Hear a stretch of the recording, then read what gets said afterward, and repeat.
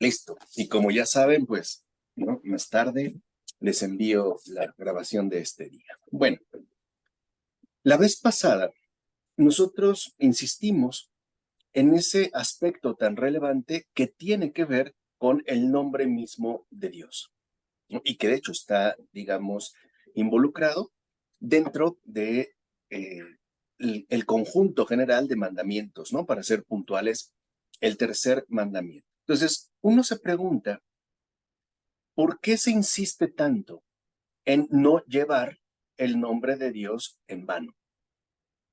No llevar el nombre de Dios en vano, o nosotros decimos no pronunciarás. Y la razón es clara, porque cuando uno pronuncia el nombre de Dios en vano, cuando uno lleva el nombre de Dios en vano, significa que sumergimos este nombre en una, digamos, terrible banalización.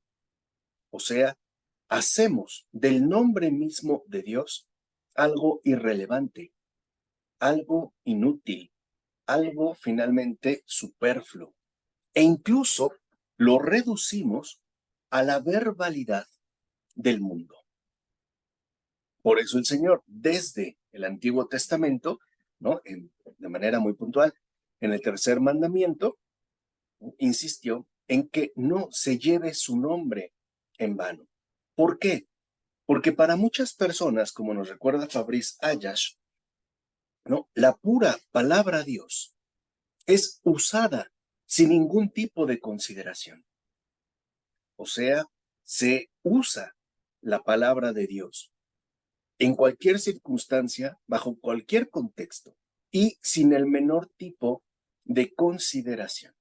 Es decir, como dice Ayash, al final, el que banaliza, el que vuelve irrelevante, ¿no? El nombre de Dios es el fundamentalista, o lo que podríamos, ¿no? Llamar en este caso en particular fundamentalista.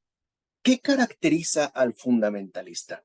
Y esta es también una tentación que se suele colar de manera muy discreta dentro de la persona creyente. Y todos, para bien o para mal, estamos expuestos precisamente a esa tentación del fundamentalismo.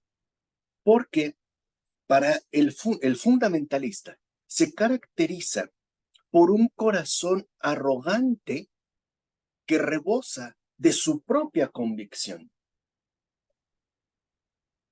Es decir, el fundamentalista asume una postura donde la palabra Dios e incluso el nombre, ¿no? Divino, el nombre de Dios, se transforma en una especie de arma que clausura cualquier ejercicio de pensar más profundo. Digamos que si quisiéramos utilizar una imagen, podríamos decir que para el fundamentalista, el nombre de Dios sirve como una especie de cuchillo para acabar con toda discusión, para anular toda réplica y sobre todo para anular cuestionamientos mucho más profundos. Es decir, la arrogancia del fundamentalista consiste en suponer que todo lo tiene absolutamente claro y que cuando habla de Dios es como si diera una cachetada para callarle la boca al otro. Por eso les decía, ¿no? La propia palabra Dios se transforma en un arma ofensiva, un arma que no solo ofende, sino que también incluso lastima.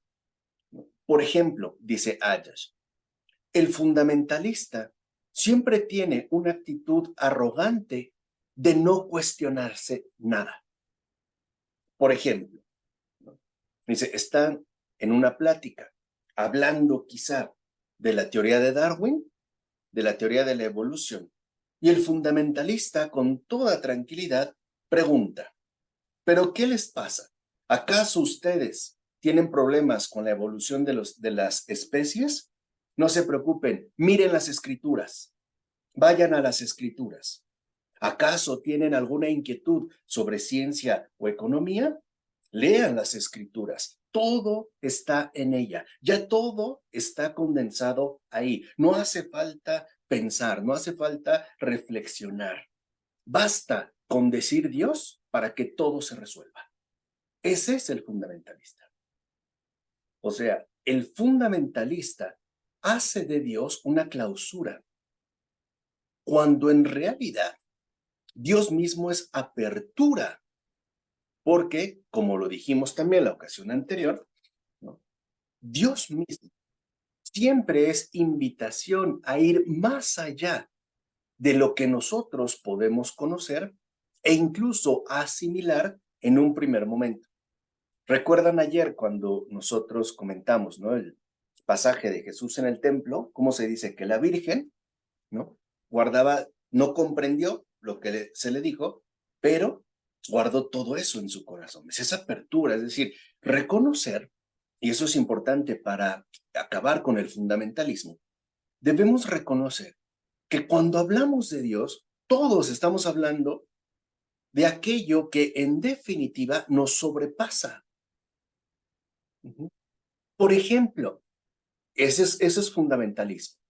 Una persona está muy lastimada por una situación familiar difícil, la muerte de un hijo, o una infidelidad, o el descubrimiento de una enfermedad grave, y el fundamentalista o la fundamentalista llega y le dice, no te preocupes, es la voluntad de Dios, o Dios así lo quiso. Eso es como una cachetada. Eso es usar, ¿no?, literalmente el nombre de Dios en vano. ¿Por qué? Porque cuando nosotros queremos usar a Dios como explicación, más bien lo echamos todo a perder. Porque Dios, en cuanto tal, no es una explicación, es una invitación a ingresar a otro ámbito diferente, es decir, al ámbito mismo de la fe. Sabemos que en la fe las cosas nunca están del todo claras, ¿o sí? ¿Ustedes tienen clarísimo por qué su vida se ha dado de esa manera? ¿O por qué han tenido que atravesar ciertas cosas y no otras? O incluso, ¿de verdad les queda clarísimo por qué a lo mejor su hermano, su primo, su vecino ha tenido un gran éxito económico y uno parece estarse, ¿no?, cambiando los calcetines de ida y vuelta? Por poner un ejemplo muy puntual, no lo reconocemos. Y uno a veces lo entiende, ¿no? Y esto, Omar, eso es para ti. Uno a veces como que se siente mal, ¿no? Uno se siente como derrotado, como desconcertado, perplejo e incluso triste. ¿Mm? Y ahí es donde entra la cuestión. Cuando nosotros queremos tener todo claro, entonces no queremos a Dios, lo que queremos es una explicación.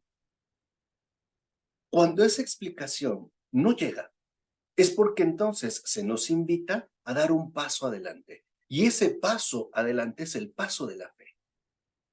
¿Y cómo se vive la fe? No con tener todo claro, sino con una confianza serena que ya no cuestiona, porque confía. Es decir, se nos invita, ante todo, a tener confianza. Por eso dice Fabrice Ayash, en gran medida, fíjense, y conste, acuérdense, él fue un ateo y un ateo muy combativo. De verdad, de esos que dan miedo, ¿no? De verdad, ¿eh? Es un ateo serio, en serio. Por eso dice Ayash que en gran medida el fundamentalismo es lo que ha llevado a muchos al ateísmo.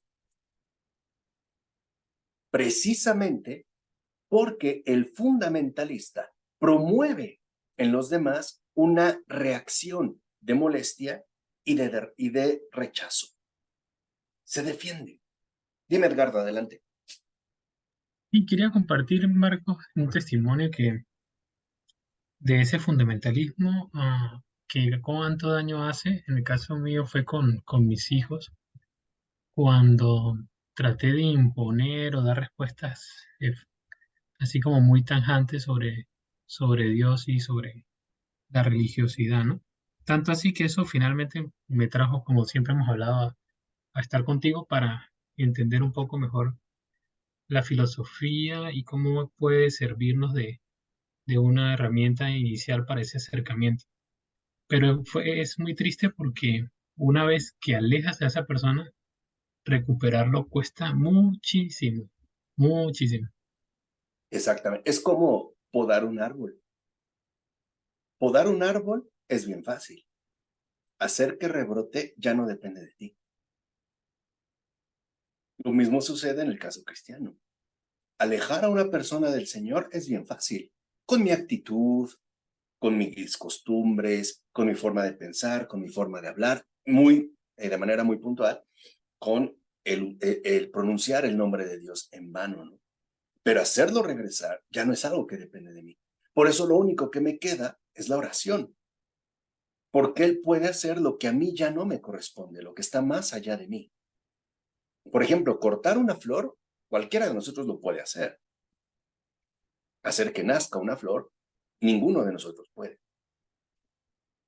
Entonces, lo que dice Ayash es que el problema de fondo con el fundamentalismo es que genera el ateísmo como reacción.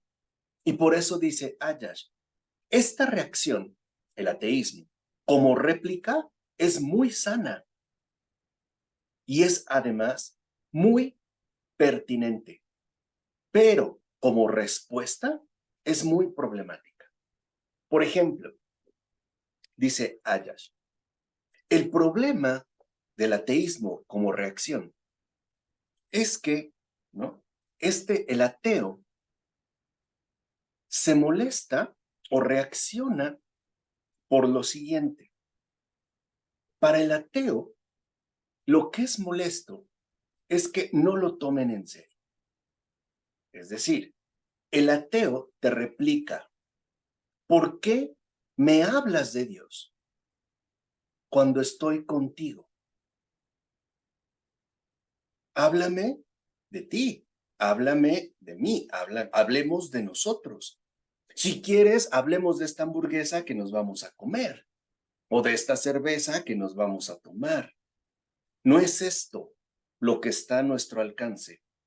¿Por qué rechazas lo que sí podemos ver y, digamos, señalar juntos y te evades hacia lo que no se puede ver?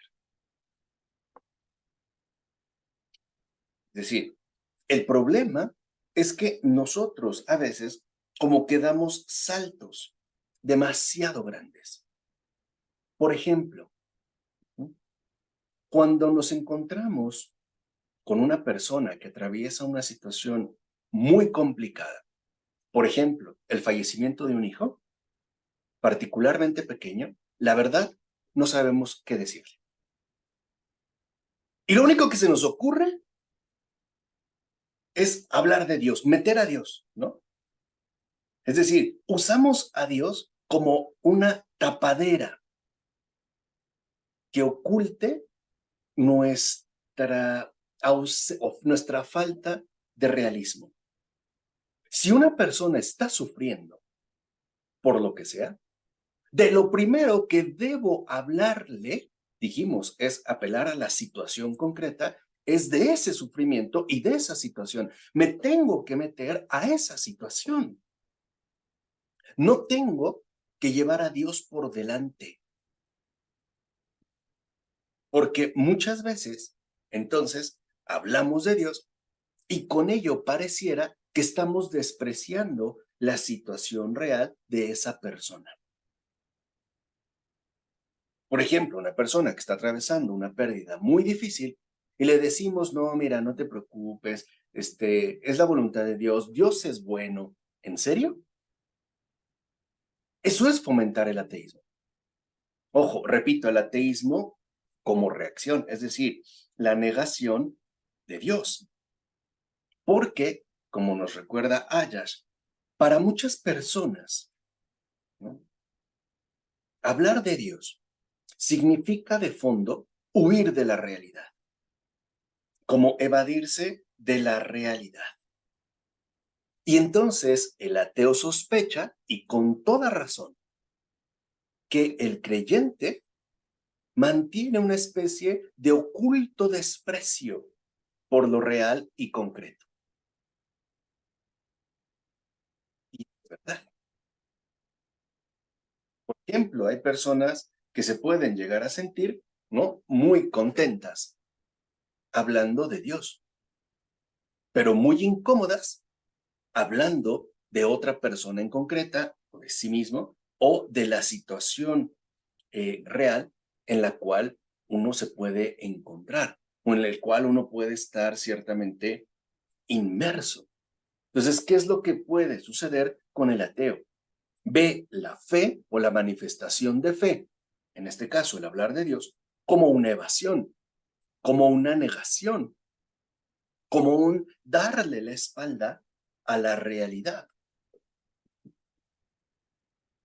Y eso a veces a nosotros también, ciertamente, ¿no?, se nos van, digamos, se nos salen las cosas de control y usamos la palabra Dios como si fuera una escapatoria, como si fuera una clausura del contacto o el diálogo que podemos llegar a tener como alguien más.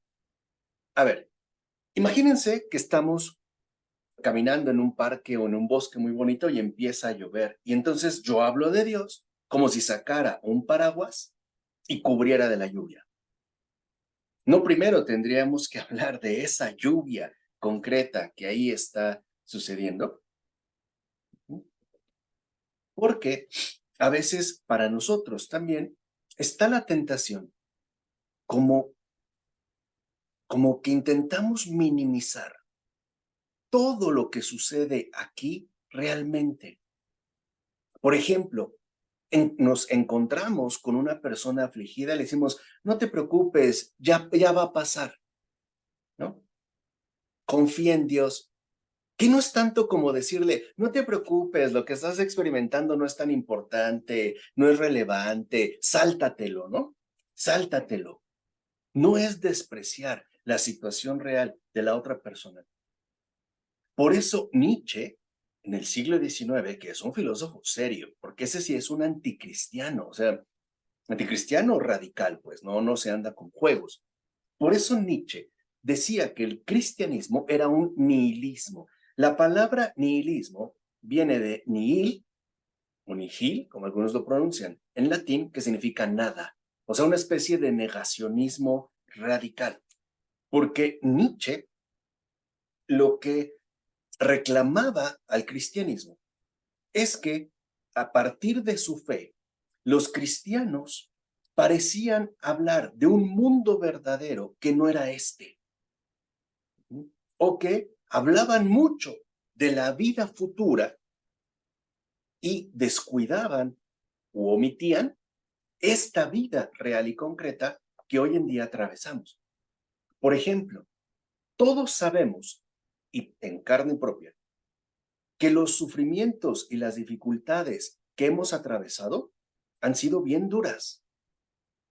No han sido juegos, ni pasatiempos, y que en pocas palabras, el sufrimiento pesa. No es una cuestión irrelevante. Es tanto como si a lo mejor Elizabeth quiere hablar conmigo en un estado de desconsolación profundo. Y yo le digo, bueno, pero hablemos de Dios, hablemos de otra cosa. Mira qué buen padre, mira sus estrellas, qué bonitas. No es como estar despreciando a la otra persona en su situación real. Por eso Nietzsche tenía razón. Si nosotros hacemos de la fe una evasión, repito, una clausura, en lugar de una profundización, nos estamos equivocando. Nos estamos equivocando. Y esto también tiene que ver con una tendencia bastante antigua que podemos rastrear hasta el platonismo o el neoplatonismo, de dos mundos, ¿no? Un mundo aparente y un mundo verdadero. Y como que también, por ejemplo, sabemos que este mundo va a pasar. El propio Señor lo ha dicho, este mundo pasará. Sabemos que este mundo, tal y como lo conocemos, lo hemos vivido, se va a acabar, que no es algo que va a permanecer. Pero no me van a decir que es irreal. O, por ejemplo, el amor, pensemos en Omar, el amor que tiene a sus hijos, ¿de verdad no es real? O sea, es una apariencia, ¿no? Nada más irrelevante que una vez que muera ya no va a perdurar. Por eso Santo Tomás Moro, este gran santazo, ¿no? Con su buen humor, como el primero se casó y enviudó y después se volvió a casar, ¿no? Dijo, híjole, ahora que muera, estoy emocionado, ¿no? Porque las volveré a ver a las dos. Incluso él quería que lo enterraran, ¿no? En medio de las dos, o sea, una a cada lado, ¿no? O sea, porque a las dos las amé. ¿Ven cómo sonrían? Ese es el realismo cristiano. Yo, por ejemplo, no me imagino, una vez muerto y ojalá en el cielo, ver a mi hija Regina y preguntarle, ¿y tú quién eres? O sea, tú y yo ya no tenemos nada que ver. Es mi hija y será mi hija para siempre, en un vínculo, ¿no? Eterno en Cristo. Es como el Señor. Y eso no lo digo yo, lo decían los padres de la iglesia. Pensemos en Jesús resucitado. ¿No lleva para siempre algo de su propia madre? ¿No llevará un parecido, una mirada? O ya le dijo, gracias María, ya, ¿no? Usé lo que necesitaba, ya, no te quiero más. ¿No llevará un parecido de familia? Algunos santos y santas que han visto a los dos dicen que Jesús tenía el color de la piel como de María y como su mirada, incluso como el color de cabello. Por eso los padres de la iglesia decían que el Señor no le niega nada a su madre, porque Él tomó de ella algo que no le va a regresar. Su propia carne, su propia sangre, incluso un parecido. Por eso es madre de Dios. No solo es madre de Dios aquí en la tierra, ¿no lo es también en el cielo? Entonces debemos de tener como mucho cuidado, porque a veces para nosotros el presente actual puede resultar desconcertante. Y la primera tentación que tenemos es la de brincarnos, o sea, tratar de no abordarlo. No lo queremos mirar y luego nos queremos fugar. Es como si yo hablara con mi esposa de nuestro amor matrimonial, ¿no? Ya imperecedero en el cielo. Bueno, ¿y aquí en la tierra qué? Ya vamos a estar juntos para siempre, ¿no? Pero aquí, ¿qué sucede? O sea, en este, ¿no? Digamos, en este punto en concreto. Entonces, no podemos seguir una vía no cristiana, por ejemplo, budista o platónica, porque son diferentes. El budismo sostiene a grandes rasgos que el mundo en el que nos encontramos es una ilusión, es decir, que no es importante y que no es relevante, que estamos como, ¿no? Destinados hacia una nada especial en la que todo se diluye. Para el cristiano la cosa no es así. Dios no nos ha engañado. Esta creación no es un engaño, no es una farsa, no es maya, ¿no? Que es el término que utilizan los budistas, es decir, ilusión. No, no es ilusión. Si alguna vez les han roto el corazón, a mí sí, creo que ninguno de nosotros diría, ah, pues estuvo dura la ilusión, pero qué bueno que fue una ilusión. Tan es así que si nos caímos de niños, por ejemplo, ¿no? Yo tengo por aquí una cicatriz que me caí de niño y la tengo, o sea, se quedó. No voy a decir, ese golpe fue una ilusión. No, no fue una ilusión. Mi mamá se súper espantó.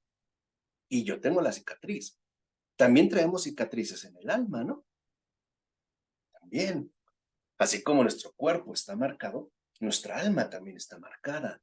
Por eso el Señor se toma muy en serio todo lo que nos corresponde y todo lo que Él ha hecho. No lo desprecia. Entonces, cuando encontramos un problema o una situación complicada, lo primero que tenemos que hacer es no omitir esa situación, no pasar de inmediato a hablar de Dios. Porque luego la gente se enoja y te dice, tú y tu Dios váyanse al carajo. Ay, no, no, no, no digas eso. O sea, todavía hasta le echas más, ¿no? No, ¿cómo te atreves, no? O sea, ¿cómo? Si tú mismo lo estás exponiendo para que lo pisoteen. Es decir, si uno mismo está usando el nombre de Dios en vano. Entonces, no se trata de eso. Platón decía que había dos mundos, el mundo real de las ideas y este mundo físico aparente que de fondo pues no tiene mayor peso. No, no es verdad. Este mundo sí tiene peso. Tan tiene peso que lo que vivamos aquí en la tierra determinará lo que venga después. ¿O no? Pensemos en el Señor. Va a juzgarnos a todos a la luz de la verdad. Ese es el juicio. Quedar expuestos a la luz de la verdad. Y lo que va a destacar son nuestras obras. ¿Cómo podría el Señor juzgar, ser juez, si las obras fueron ficticias, no fueron reales? Ay, mataste a toda tu familia. Ay, lo bueno es que era una ilusión, no te preocupes. Era nada más un engaño, ¿no? No, fue real. Y si yo amé, amé realmente. No, no, no es una evasión, como lo menciona Nietzsche, aunque para muchos cristianos sí lo es. Entonces, cuando nosotros vamos viendo ello, precisamente, como decía Nietzsche, ¿no? El problema es que cuando se habla demasiado del más allá, es porque se ha descuidado el más acá. Por ejemplo, Nietzsche lo decía abiertamente a los cristianos, decía, ustedes creen en el más allá y creen porque aquí y ahora les espanta, les asusta, les incomoda. Entonces, como cobardes llenos de rencor y resentimiento, condenan el presente actual y se inventan una situación distinta, ¿no? Posterior. Es decir, un consuelo, diría Nietzsche literalmente, de tontos. Por eso, dice Nietzsche, el cristiano es nihilista, porque niega el valor real de este mundo en favor de otro mundo hipotético. En pocas palabras, decía Nietzsche, son nihilistas como creyentes porque niegan lo que ven y se agarran a lo que no ven. Tenía razón. Digo, como réplica es muy sana. ¿Qué pasó, Paola? Ah, se me olvidó. Este, es que iba a hacer una pregunta y se me fue, por estar pensando en Santa Bárbara, porque estaba viendo antier la película de Santa Bárbara, que ya la he visto muchas veces, pero me gusta. Sobre, sí, es que tendríamos que volver a ser como los primeros cristianos. O sea, porque les digo, pensando ahorita en esa película, hay una frase donde ella les dice bueno, a otros compañeros cristianos que conoce, que por qué dan la vida por alguien que no conocen, o sea, por Cristo en este caso, ¿no?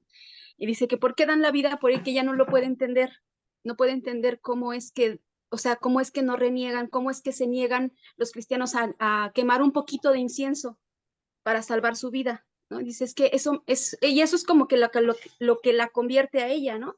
El decir, a lo mejor los cristianos no le hablaban de su fe porque no sabía que su sirvienta y sus amigos eran cristianos, hasta que ve que ellos no reniegan de su fe, ¿no? Ellos nunca le hablaron de Dios, porque era a lo mejor pues eh, echarse a la gente encima, ¿no? sino hasta que los ve, o sea, hasta que ve las acciones. Entonces nosotros tendríamos que regresar a eso, a las acciones. Sí, pero no es. A ver, yo te hago una pregunta. Me dices, entonces tendríamos que volver a ser como los primeros cristianos. ¿Cómo eran? A ver, dime. ¿Cómo eran, según tú, los Bueno, primeros cristianos? Y es te que lo yo digo siento, ahorita en un sentido muy puntual, porque quiero meter el bisturí y sacar ese rastro, vestigio de fundamentalismo que hay ahí. O sea, lo tienes muy claro. ¿Cómo eran? A ver, dime, ¿cómo eran? es que yo sé que los primeros cristianos, bueno, o sea, obviamente se reunían, ¿no? Y todas esas cosas, las primeras misas y todo, pero lo que hacían es que, por ejemplo, los romanos para cazar a los cristianos, para poderlos detener y echárselos a los leones y todo lo demás que hacían, por ejemplo, ponían en el camino a un enfermo. Entonces, aquella persona que se acercara a él, a esa persona, ayudar, era cristiano. ¿No? Entonces, como que los cristianos era lo que hacían, o sea, ayudaban mucho, o sea, realmente pensaban siempre en los otros y llevaban en sí lo que Cristo decía, ¿no? De vende todos lo que tengas, dáselo a los pobres, o sea, vive así, ¿no? Con ellos. Pero yo siento que ahora, bueno, por las clases y todo, siento que ya no somos tan cristianos, sino más bien como calvinistas o algo por el estilo, o sea, ya no somos como los primeros cristianos, o sea, ya no nos preocupamos por los demás, siento, pienso, Ok, no sé. esa es una visión idealizada de una comunidad cristianamente utópica. Los primeros cristianos fueron tan humanos como nosotros. Y no olvidemos que como primeros cristianos, ¿no?, sabían perfectamente bien que eran una comunidad en camino, es decir, discípulos del Señor. Discípulos. Nunca fueron una comunidad perfecta, porque los verdaderos primeros cristianos fueron los apóstoles. Y no me van a decir que brillaron por su perfección intachable. Acuérdense de San Juan, el apóstol del amor. No es el que primero le dice a Jesús cuando no lo reciben en un pueblo, Señor, ¿quieres que mandemos, no, a bajar fuego del cielo para arrasar con todos? Ya quería hacer el asado, la carnita asada, ¿no? No, pues como que uno dice no era tan amoroso. Pensemos en San Pedro, en Felipe, el que quieran. No.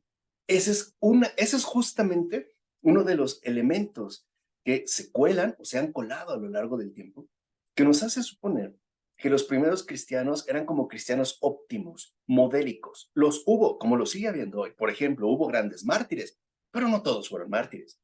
También hubo apóstatas, hubo infieles, hubo débiles, intentaban ayudar, seguramente, pero no creas que por ponerle un cebo, como una especie de cebo, un enfermo, por ser cristiano se acercaba a ayudar. Probablemente algunos sabían la trampa y no lo harían, como hoy puede suceder.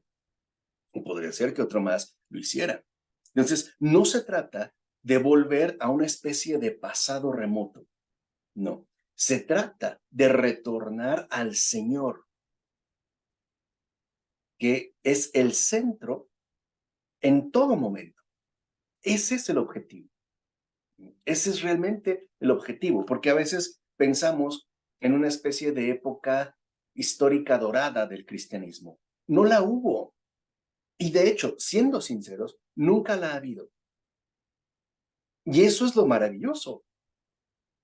Nosotros no somos nostálgicos de un pasado irrecuperable. No, somos entusiastas de un porvenir aún no alcanzado, pero hacia el cual nosotros nos dirigimos. ¿Qué pasó, Edgar?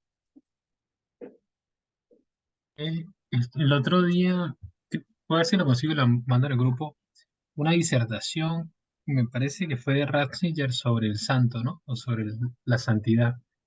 Y ciertamente, a través del tiempo hay diferentes manifestaciones y formas del cristiano y de la santidad. Entonces, en todas las épocas se resplandece de una forma distinta. Probablemente hubo una época como la que habla Paola, de los cristianos que daban su vida y comían los leones, y ese era tal vez el llamado en algún momento, pero ese va cambiando. Y entonces es estar atentos a qué es lo que se nos pide ahorita en esta época a los cristianos de ahora, que es un poco lo que Marcos trata de compartir, y es primero no usar el nombre de Dios en vano y escuchar atentamente a los que no son cristianos y hacerse presentes de alguna manera sin hacer que huyan, ¿no? En parte. ¿Sí? Porque si no, otra vez nos evadimos, ¿no? Estoy evadiéndome a una época, en primer lugar, que no me corresponde. En segundo lugar, que tampoco corresponde a la verdad.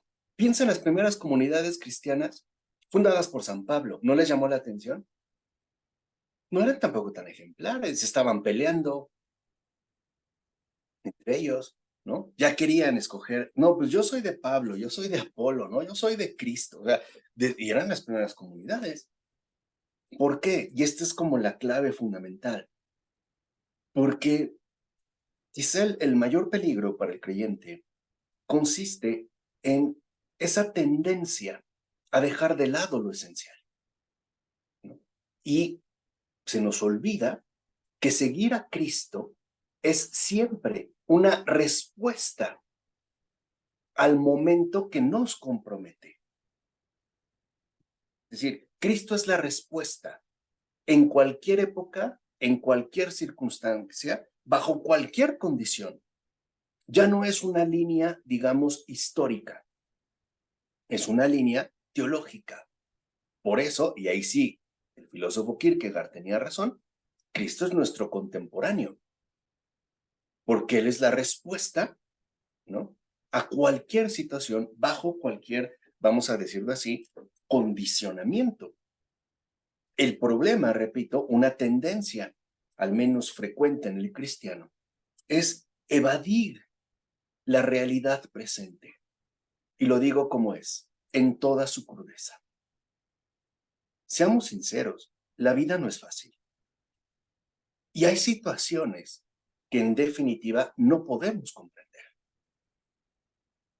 Intentamos a veces tratar de hacernos una idea, de quedar más tranquilos, pero tampoco es como para decir que quedé plenamente satisfecho, pues no, tampoco, siendo muy honestos, tampoco es así.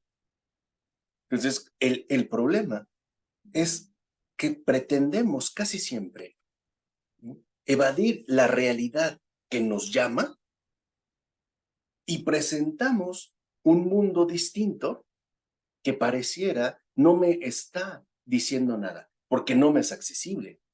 Por ejemplo, en este caso, hablar de la vida eterna. Aparte, como ya les dije, ¿no? Para nosotros, digamos que el recorrido es claro. Vamos de lo visible a lo invisible, del visible al invisible, es decir, del prójimo a Dios, porque Dios nos toma muy en serio. Pensemos nuestras oraciones. Le podemos decir mil y un cosas y el Señor se las toma en serio. Sabe a lo mejor las cargas que traemos en el corazón, nuestros anhelos, nuestros sueños, lo sabe y lo toma muy en serio.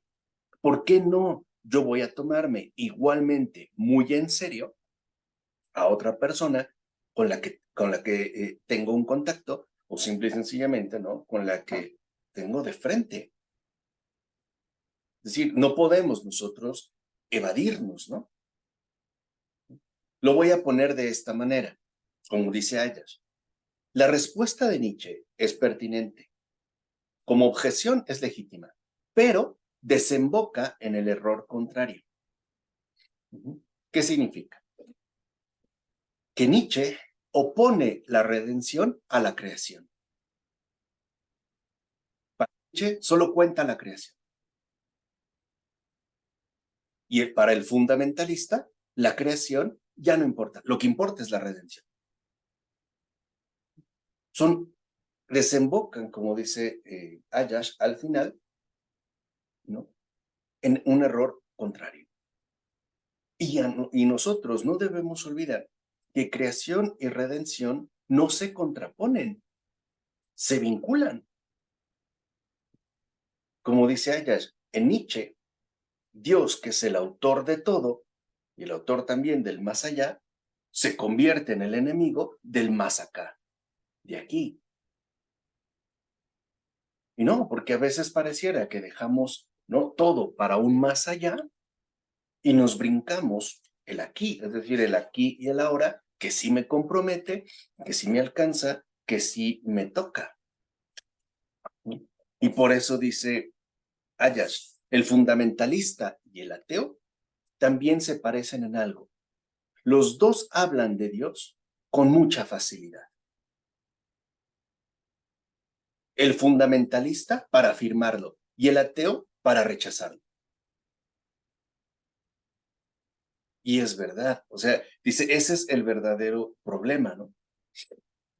Que se nos hace muy fácil hablar de Dios con entera facilidad, como si ya lo tuviéramos, vuelvo a repetir, ¿no? Como si ya lo tuviéramos absolutamente todo claro y no fuera algo que también nos ha hecho crecer y muchas veces nos ha sumido en la más profunda perplejidad. A ver, ¿no les ha pasado que le han pedido al Señor algo verdaderamente de corazón y no lo han recibido? A mí sí. Y no logro explicarme por qué. No entender por qué. Es más, de repente vienen, ¿no? Como esos movimientos interiores donde digo, bueno, de seguro algo hice mal o estuvo mal o algo fallé o no me escucha, ¿no? Lo ves, Omar, digo que somos compañeros de camino todos, todos, todos, todos, todos, ¿no? O a lo mejor, y entonces empiezo hacia el victimismo, ¿no?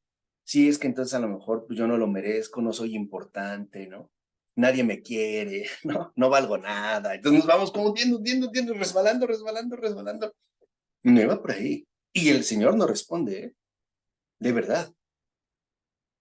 Pero como en una ocasión dijo Ratzinger, incluso en esos casos, la falta de respuesta es ya una respuesta. O sea, el hecho de que no haya respuesta es ya una respuesta. Es tanto como decir, no te inquietes, no te precipites, déjalo en mis manos, espera tantito. O sea, es una invitación a la paciencia. Por eso nosotros debemos tener mucho cuidado de no andar hablando de Dios con toda facilidad, como si fuera algo que dominamos, expertos en un tema, especialistas, ¿no? En Dios, que no tienen dificultad alguna en ese aspecto concreto. ¿Qué pasó, Paola? Una pregunta. De verdad, Dios nos prueba? ¿Dios nos prueba nuestra fe? No, no la prueba. La, la conduce a crecer y madurar. Eso sí, pero no es una prueba.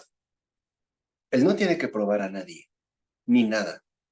Lo que sí es que pone condiciones para crecer. Eso sí, eso sí. Por ejemplo, a veces pensamos que si yo obtengo tal o cual cosa voy a ser muy feliz o de eso depende mi felicidad. Y no es verdad. Mi vida no depende de eso. ¿Qué me está pidiendo, por ejemplo, en ese caso el Señor?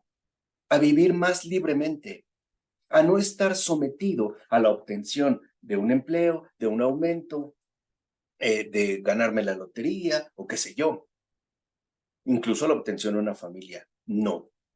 Ir como, digámoslo así, ¿no? Ir más bien como por encima de esos condicionamientos, donde es muy fácil. Allí, donde la fe se debilita, el Señor sí se va a empeñar en que se fortalezca. Pues les dije, y eso lo menciona Santa Catalina de Siena en los diálogos, ¿no? Para nosotros, humanamente hablando, las virtudes solo se ejercitan en las dificultades. Solo así. A veces uno se pregunta, ¿y por qué el Señor me la pone tan difícil? Ejercitarme las virtudes. O sea, me está tomando muy en serio. A veces también a nosotros se nos puede pasar por alto.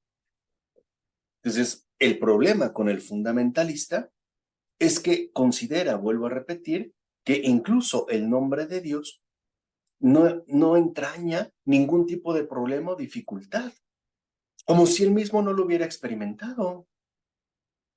Las vacilaciones en la fe, las caídas, el cansancio, el hartazgo, ¿no? Yo una vez les comenté, se los repito, yo sí, por lo menos en 2, 3 ocasiones que me acuerdo puntualmente, le dije al Señor, y era en serio, te olvidas de mí. No, no estaba jugando. Ya estuvo, ¿no? Ya. Y aquí sigo. ¿Cómo? No sé. Pero eso es lo que quiero que entendamos. O sea, el hecho de que si hablamos de Dios, pues tenemos que hablar de una experiencia real donde lo que importa no es la palabra, sino la presencia. Entonces, lo primero que tenemos que aprender no es a hablar de Dios, es a escuchar al que se dirige a mí y tomármelo en serio. Tomármelo en serio. A veces, por ejemplo, alguien nos llega con una situación llorando y le decimos, ay, pero no es para tanto, hombre, es una babosada. No, no es una babosada, no es una tontería. Tan no lo es que te quebró, que estás llorando. A lo mejor para ti, pero para esa persona no.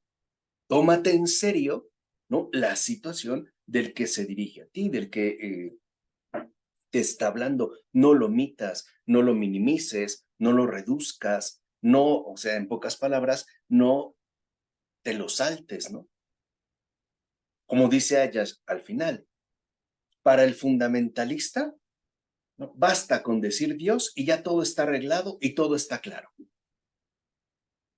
Para el ateo, todo está arreglado porque ese nombre ya no se pronuncia. Con no hablar de Dios, ya todo se arregló. Para el fundamentalista, hablando de Dios, todo se arregla. Y dice Ayas, y los dos, tanto el fundamentalista como el ateo, comparten un mismo defecto. Están obsesionados con Dios. Uno en afirmarlo y el otro en negarlo. No se lo quitan encima. Digamos, no es como, por así decirlo, su obsesión total, ¿no? Por eso dice Ayas, el problema con el fundamentalista es que no ve y no oye. No ve la realidad de los demás, no ve de frente al mundo y no oye realmente lo que la gente dice o lo que la gente le dice. Esto creo que hoy ya se puede detectar muy bien en el caso del Papa Francisco. ¿Cuántas críticas no recibe? Y yo me pregunto, ¿pero de verdad lo han escuchado bien? ¿O sea, están entendiendo lo que está diciendo o no? Decir, ¿no? Hablar de Dios en todo momento conduce, por tanto, a una banalización. Es lo que hemos hecho de igual manera, con una palabra ya, digamos, desgastada, como es el amor. ¿A qué le llamamos hoy amor? A cualquier cosa. Hablamos de amor como si lo tuviéramos todo muy claro y como si no exigiera algo más, como si ya supiéramos cómo se domina, de qué se trata y lo que tenemos que hacer, cuando la realidad es que en efecto no es así. Por eso nos dice Ayash, no nos olvidemos lo que nos dice Mateo, y son palabras del Señor, dice Jesús. Muchos dirán aquel día, Señor, Señor, ¿no profetizamos en tu nombre y en tu nombre expulsamos demonios y en tu nombre hicimos muchos milagros? Y entonces les declararé, jamás los conocí, apartaos de mí, agentes de iniquidad. Fíjense qué palabras tan duras, porque Jesús habla de cristianos que no dejaron de hablar de Cristo, que lo hicieron todo en su nombre y a los que Cristo mismo rechaza. Y ahí está la clave. Uno se pregunta, ¿por qué? ¿Por qué este rechazo tan tajante por parte del Señor? Porque, a final de cuentas, lo importante no es decir, Alá es grande, o Dios te bendiga, o Dios ha muerto, como Nietzsche, sino lo único importante es no hacer el mal. Nada más. O sea, no se nos invitan a discursos grandiosos. No se nos invita ni siquiera a expulsar demonios o a profetizar, ni siquiera a hacer milagros, ¿eh? Basta, como dice Ayash, con ser justo, amar al prójimo, amar a todos los hombres como hermanos y hermanas, ¿no? Sin dejar a nadie fuera. Y sobre todo, sin tomarse la molestia de hablar de Dios. Y ahí hay una clave. La fe cristiana, aquí sí, Paola, se caracteriza mucho más por ser algo actitudinal que por ser algo doctrinal. De lo que se espera de un cristiano es un testimonio, no un prodigio. Dime, Paola. En uno de los videos de Ronnie, usted dijo que a veces, por ejemplo, podemos pensar que se le pide el mal a una persona, pero en realidad es el bien. Digo, pensando a lo mejor, no sé, un ejemplo, nada más. Es así como, ah, Dios mío, ojalá ya te lo lleves o mejor ya se muera porque está haciendo mucho mal al mundo y le está haciendo más mal a él de lo que... Pues. Entonces, eso respecto a dar esa parte también de testimonio y todo, realmente, ¿hasta dónde es válido eso? En todo. ¿Por qué, Paola? Porque no olvidemos que lo importante de lo actitudinal es su fuente interior. Es decir, lo que más importa son nuestras actitudes interiores y después las actitudes exteriores. Ese es, digamos, el fundamento primario. El problema, lo voy a decir de esta forma, es que muchos hablamos de Dios, pero no hablamos con Él. Es decir, reducimos a Dios a una palabra o a un discurso que pretende evitar los problemas y las dificultades. Y no es así. Entonces, lo importante es cuando nosotros, por ejemplo, le pedimos a Dios que se lleve a alguien, ¿por qué no le pido que antes de que se lo lleve, quizá primero me envíe a mí, a esa persona? Porque habemos muchos que cuando le pedimos al Señor que ya se lo lleve, es porque en realidad ya no queremos que nos moleste. Ya no quiero tener esa carga o esa molestia. Claro, ¿no? Ya va a descansar, va a estar mejor, pero en realidad lo que estamos diciendo es, yo ya voy a estar más cómodo, ya no me voy a sentir comprometido, ¿no? En ayudar, en visitar, en curar o en bañar, en todas esas cosas. Es decir, quiero que se lo lleve porque para mí ya se convirtió en una molestia. ¿Y qué pone al descubierto esa actitud interior? Pues una total ausencia, ¿no? De caridad. Entonces, aquí entra otro punto importante, la mística de la ocultación. El Señor nunca ha querido cristianos llamativos por sus prodigios, por sus profecías, por su expulsión de demonios.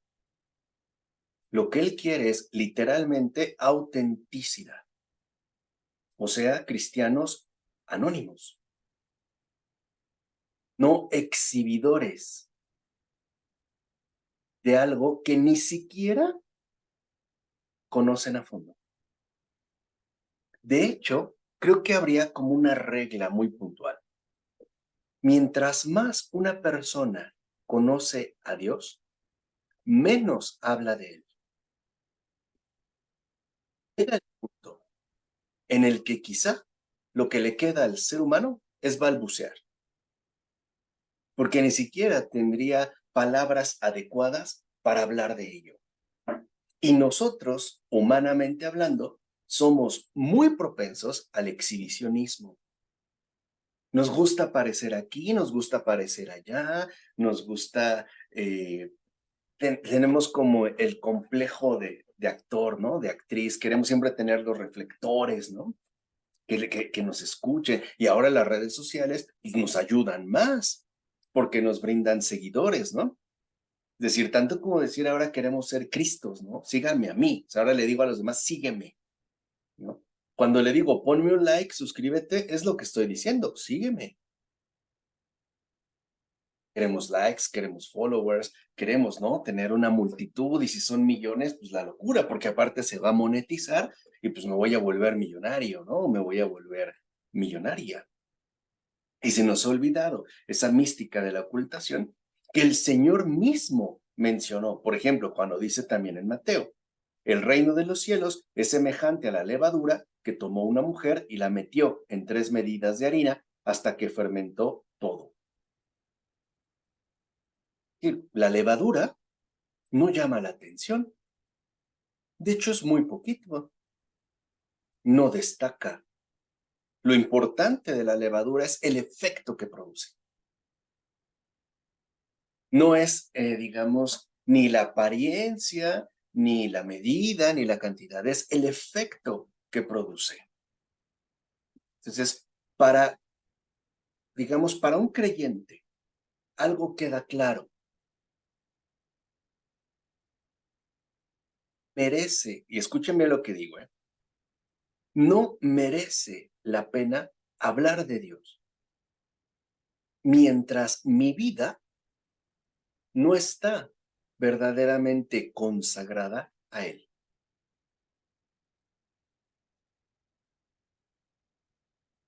Más bien se trataría de llevar una vida ordenada, justa y compasiva con todos los demás, como la levadura.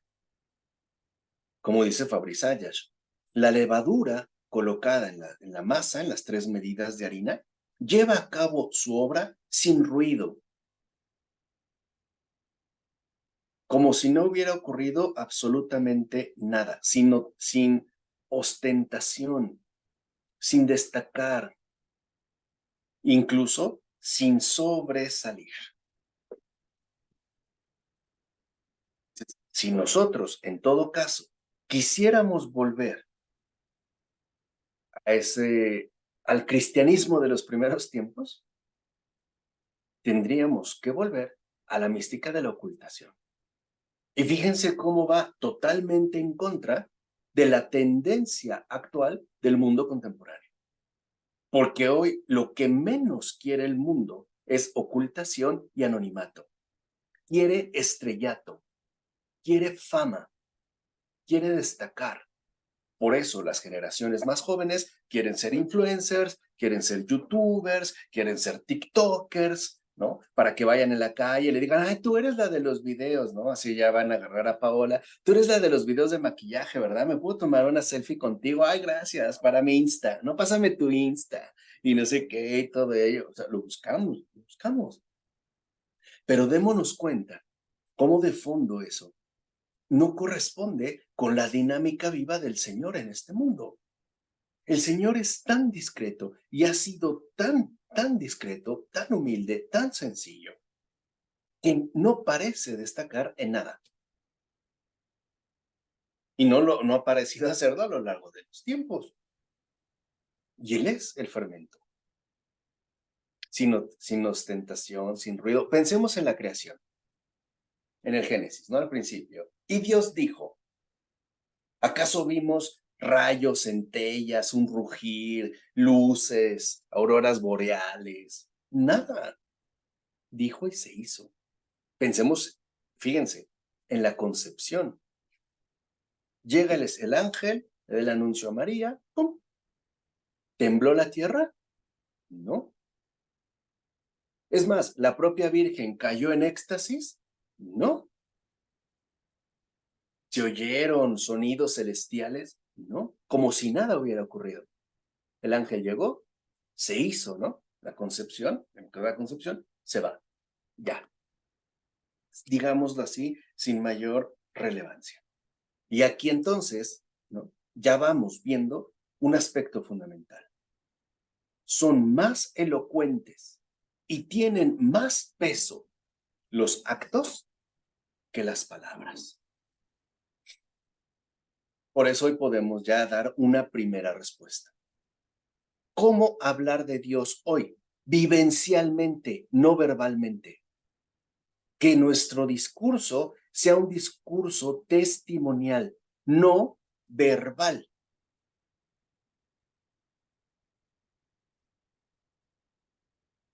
Incluso nos recuerda Ayash, ¿o acaso no es esto mismo lo que nos enseña el Evangelio? Por ejemplo, cuando Santiago habla de mostrar la propia fe por las obras, cuando Juan ordena no amar de palabra ni de boca, sino con obras y según la verdad, ¿no nos están ya sugiriendo una cierta desconfianza de una palabra que solo permanece en la cabeza, pero no desciende al corazón?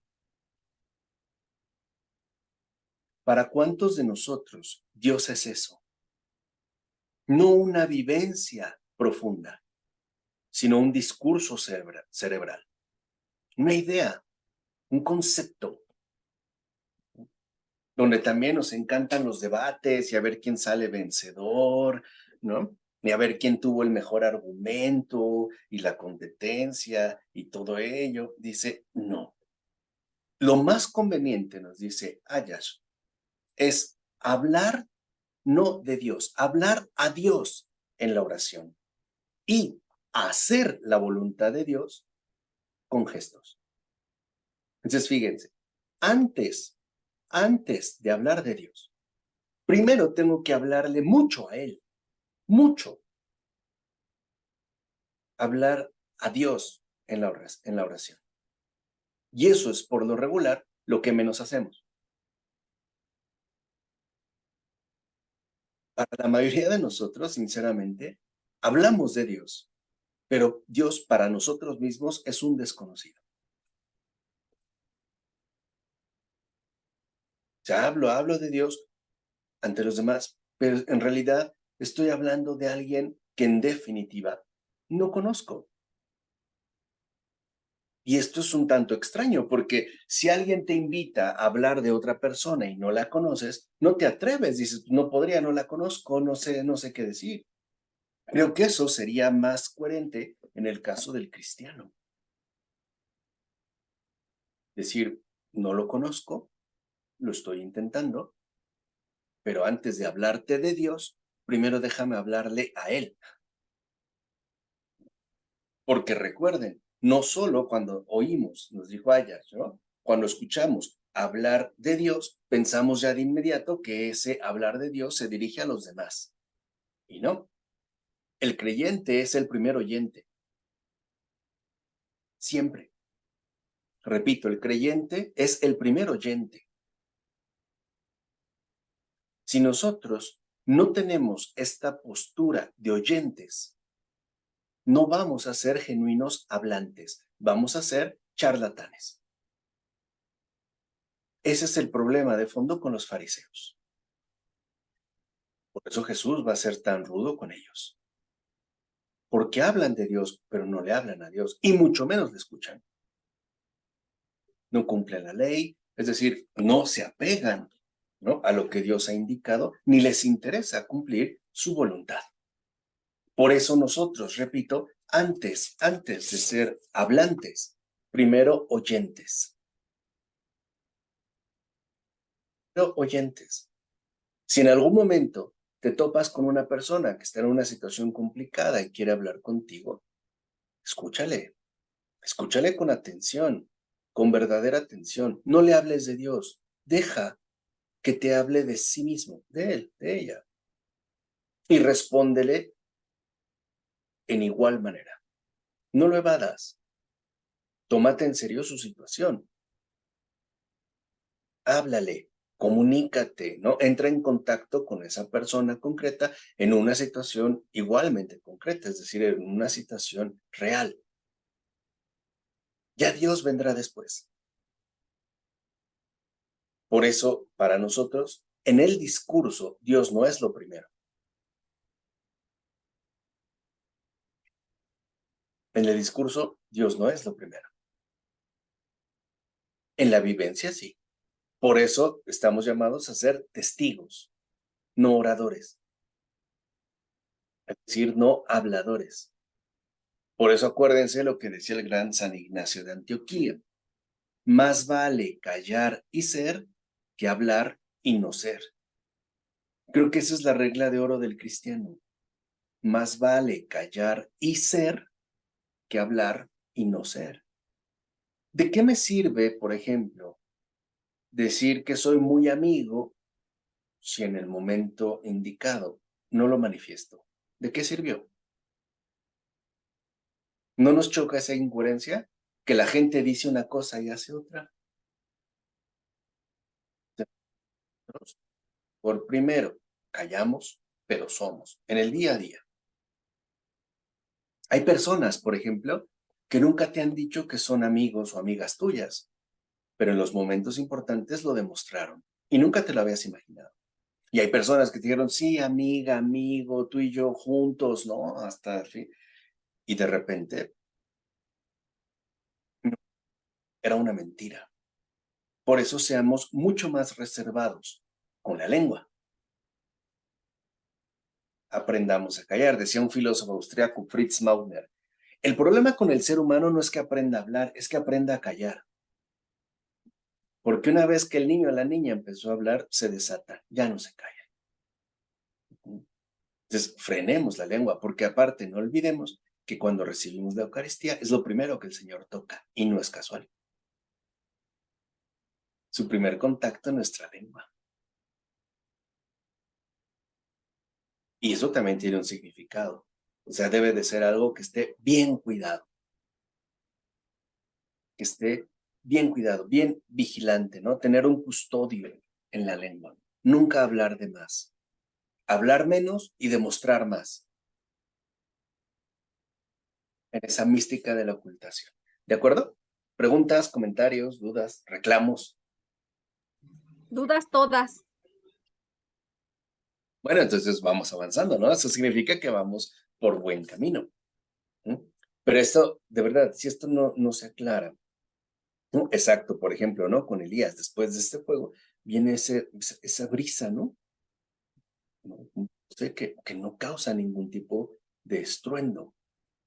Entonces, acuérdense, nuestra boca no es una bocina, ¿no? Nada más para estar parloteando, ¿no?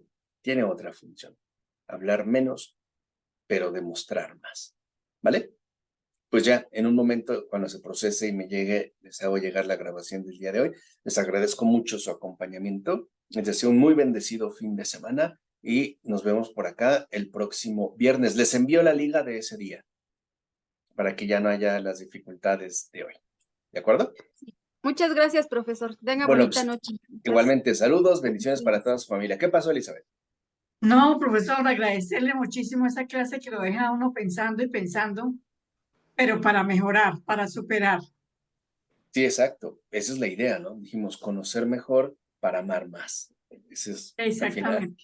al final el objetivo. Bueno, pues muy buenas noches, Paola, Omar, Edgardo, Elizabeth, Livia. Que Dios les acompañe, les bendiga y les sorprenda con su bondad. Muchas gracias, profesor. Que descanse. Igualmente, Gracias. nos vemos el Igualmente. próximo viernes. Sí, bendiciones Muchas a todos. gracias. Gracias. Buenas noches.